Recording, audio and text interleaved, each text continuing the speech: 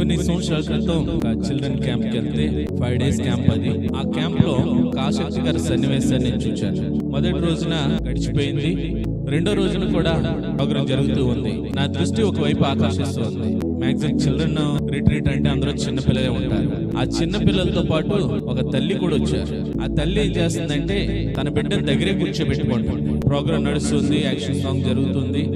వెళ్ళని అమ్మ పిల్లవాడిని మధ్య పంపించండి అమ్మా అన్నాను. ఆ తల్లి అన్నది బ్రదర్ రాలేడండి అన్నది. నేనేం మాట్లాడలే, వచ్చేసాను. 4 రోజులు కూడా ఆ పిల్లలతో పాటే తల్లి వచ్చేది, తల్లితో కూడా బిడ్డను తీసుకుని వస్తూ ఉండేవారు. లాస్ట్ రోజు ఎందుకు అన్నదా ఈవిడని ఆ బిడ్డని పరిశీలిస్తూ ఉన్నాను. చక్కగా లేస్తున్నాడు, చక్కగా పాటలన్నింటినీ పాల్గొంటున్నాడు, అంతా బాను. బ్రేక్ టైంలో ఈ పిల్లలందరూ కలిపి ఆ పిల్లవాడిని ఆట పట్టిస్తున్నారు. ఆయన ఇలా కొడుతున్నట్టుగానో, ఆయన గిల్లుతున్నట్టుగానో, చూచి ఎక్కిలి నవ్వుతున్నట్టుగానో ఆట పట్టిస్తున్నారు. అంటే నాకు బాధ అనిపించింది.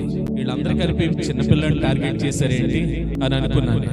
మధ్యాహ్నం లంచ్ అవర్ లో నేను వెళ్ళి తల్లితో మాట్లాడాను. అమ్మా, పిల్లడు ఎందుకు కలవలేకపోతున్నాడు అని మాట్లాడితే ఆవిడ చెప్పుకొచ్చిన సమాధానం చాలా బాధ అనిపించింది. ఆ పిల్లాడి వయసు 25 సంవత్సరాలు అంట. చూడటానికి ఎలా ఉన్నాడంటే 5 సంవత్సరాల పిల్లోళ్ళలాగే ఉన్నాడు, కానీ వయసు అయితే 25 సంవత్సరాలు అంట. ఏమైందమ్మా అంటే బిడ్డలో ఎదుగుదల లేదండి అన్న. శారీరకంగా ఎదుగుదల లేదు, కొన్ని మానసికంగా అంటే మానసికంగా కూడా ఎదుగుదల లేదండి అన్న. శారీరకంగా మానసికంగా పుట్టిన బిడ్డ ఎలాగైతే ఉన్నాడో అలాగే 5వ సంవత్సరం వరకు కూడా తన శారీరకంగా ఎదిగాడు, కానీ మనస్తత్వం కానీ మెంటాలిటీ కానీ అదంతా కూడా ఎలా ఉందంటే చిన్నపిల్లాడి తత్వంగానే ఉంది. అన్నాను, మీరు ఎప్పుడు కూడా కూడబెట్టుకుంటారంటే ఉదయం ఆ బిడ్డ ఎప్పుడు లేస్తాడు అప్పటి నుంచి ఆ రాత్రి పడుకునే వరకు నాతోటే ఉంటాడు, నేనే తినిపించాలి, నేనే ఉండాలి, నేను లేకపోతే ఉండలేడు వచ్చి. ఆ బిడ్డ శారీరకంగా అలాగ ఆగిపోయాడు, కానీ ఆ తల్లి వెనకాల బాధ, చాలా బాధ ఉంది. నాకు అప్పుడు ఒక ఆలోచన వచ్చింది. ఆ బిడ్డ వల్ల ఉపయోగం ఏంటని ఆలోచిస్తుంటే ఎదుటి వాళ్ళు అపహాస్యం చేసుకోవడానికి, ఎదుటి వాళ్ళు నవ్వుకోవడానికి, ఎదుటి వాళ్ళు హేళన చేసుకోవడానికి ఆ బిడ్డ ఉపయోగపడుతున్నాడు.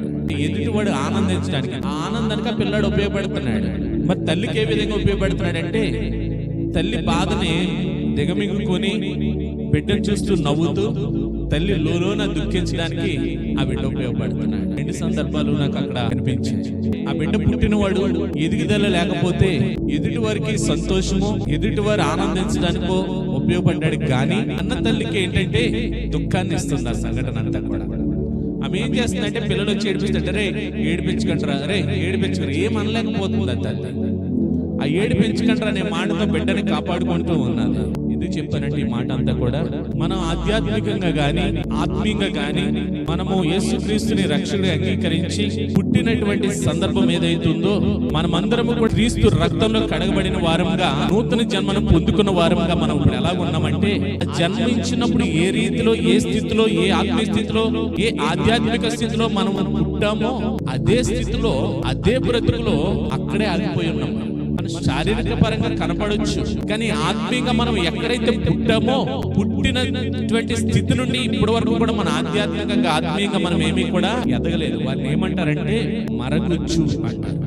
ఈ రోజు మన భక్తి మరగుచ్చు భక్తిలో ఉందంట. నేను అడుగుతున్నాను ఇక్కడ ఉన్న తల్లిదండ్రుల్ని, మీ బిడ్డ పుట్టి వాళ్ళు ఎదుగుదల లేకపోతే బాధ అనిపిస్తుందా? బాధ అనిపించదా? వాళ్ళు ఎదుగుదల లేదు, పుట్టినోళ్ళు పుట్టినట్టుగానే ఉన్నారు, ఫిజికల్ గా గానీ మెంటల్ గా గానీ అదే స్థితిలో ఉన్నారు. ఇందా చెప్పాను కదా, తల్లి ఏడుపోటే తక్కువ, మొక్కల్లో నవ్వు కూడా ఎలా నవ్వుతుందంటే చాలా బలవంతకరంగా నవ్వుతుందా ఆ బిడ్డను చూసుకోండి. ఆమె హృదయంలో ఏముందంటే చాలా దుఃఖము ఉంది. ఈ రోజు దేవునిలో మనము జన్మించినటువంటి మనము, క్రీస్తు రక్తంలో కడగబడి నూతన జన్మలోకి వచ్చినటువంటి మనము, ఆ జన్మించిన స్థితిలో ఏ రోజైతే ఎలాగున్నామో ఆ రోజు జన్మించిన రోజున ఈ రోజుకి కూడా అదే భక్తి, అదే స్థితి, అదే స్థాయిలో మనం ఉన్నామే తప్పితే మనలో ఆత్మీయ ఎదుగుదల అంటూ లేదు మనకి. రోజు అనుకోవచ్చు నేను పుట్టినప్పటి నుంచి చర్చికి వెళ్ళిపోతున్నానండి, నేను ఏ ఆదివారమో మాననండి, ఏ రోజు ప్రార్థన మాననండి, ఇక్కడ సరిపోక అక్కడక్కడికి వెళ్ళి కూడా నేను ప్రార్థన చేసి వస్తానండి. అడుగుతున్నాను, మీ భక్తి ఎలాగుంది ఈ రోజున? మీ భక్తులు ఏమన్నా ఎదుగుతూ ఉన్నారా? సంవత్సరం జరిగినప్పటికీ మన సంవత్సరానికి మనం ఏం చేసుకుంటాం అంటే బర్త్డేలు జరుపుకుంటాం. కొత్త సంవత్సరం నా జీవితంలోకి వచ్చిందని పుట్టినరోజులు జరుపుకుంటూ ఉంటాం. దేనికోసం అంటే మనం ఫిజికల్ గా మనము ఎదుగుతున్నామని చూపించడానికి, మరి మనం స్పిరిచువల్ గా ఎదుగుతున్నామనడానికి, మనం ఆత్మీయంగా ఎదుగుతున్నామనడానికి, మనం ఆత్మీయంగా ఎదుగుతున్నామనడానికి ఏం సెలబ్రేట్ చేస్తున్నాం? మనం క్రిస్మస్ పండుగలు చేస్తున్నాం, న్యూ ఇయర్ చేస్తున్నాం. ఎక్కడుంది మన ఆత్మీయ కొలతేస్తే మనం ఎంత వయసు వచ్చింది, ఆత్మీయంగా మనం ఎంత ఎదిగాము అనడానికి ఆధారం ఏమైనా ఉందా? మనం ఏమనుకుంటున్నామంటే ఆదివారం రోజున తలంటు స్నానం చేసి చక్కగా డ్రెస్ అయ్యి బైబిల్ అట్టుకుని వస్తే ఇదే భక్తి. ఆరాధన చేసినప్పుడు అంతా నుంచుందాం, కళ్ళు మూసుకుందాం, వాకింగ్ చెప్పినప్పుడు అంతా మాట్లాడుకొని కూర్చుందాం, లాస్ట్ నా కానికేద్దాం, ప్రార్థన దేవుని ఇచ్చిన తర్వాత ముసుగు తీసేసి వెళ్ళిపోదాం. అదే భక్తి జీవితం అనుకుంటున్నాం మనం ఈ రోజున. మనల్ని చూచేది శారీరక ఎదుగుదల కాదు. దేవుడు మనల్ని చూచేది ఏం చూస్తాడంటే ఆత్మీయ ఎదుగుదలను చూస్తాడంట, ఆత్మీయంగా అభివృద్ధిని చూస్తాడంట, ఆత్మీయంగా వర్ధలడం చూస్తాడంట దేవుడు. మనమేమో మొక్కుబడిగా వచ్చేస్తాం. ఇక్కడికి వచ్చి మనం కూర్చుని కులుపట్లు పడో లేకపోతే కబుర్లు చెప్పుకునో ఒకరొకరు ముచ్చట్లు ఎట్టుకునో తిరిగి వెళ్ళిపోతా మనకేమొచ్చేయాలా? ఆశీర్వాదాలు వచ్చేయాలి. ఒక్కసారి మీరుగా పరిశీలించుకోండి. మీరు రక్షణ బాప్తిసం తీసుకుని నూతన జన్మను పొందుకున్న తర్వాత మీ ఆత్మీయ స్థితి ఎంతగా వర్ధిల్లుతుంది? భౌతికంగా అంటే మన వయసు పెరిగే కొద్దీ వయసుకి ఇలాగని క్లాసులు మారుతాన్ని బట్టి మన వయసు పెరుగుతూ ఉంటది. వీడు పెద్దవాడయ్యాడ్రా అని అనిపిస్తుంది. మరి ఆత్మీయంగా ఎలా వర్ధిల్లుతున్నామని మనకి ఏమన్నా తెలుస్తుందా? ఆరంభంలో మనం నిర్ణయాలు తీసుకుంటాం. ఈ సంవత్సరం ఏదేమైనా బైబిల్ కంప్లీట్ చేసేయాలి, ఈ సంవత్సరం ఏదేమైనా ప్రతిరోజు ప్రార్థన చేసేయాలి.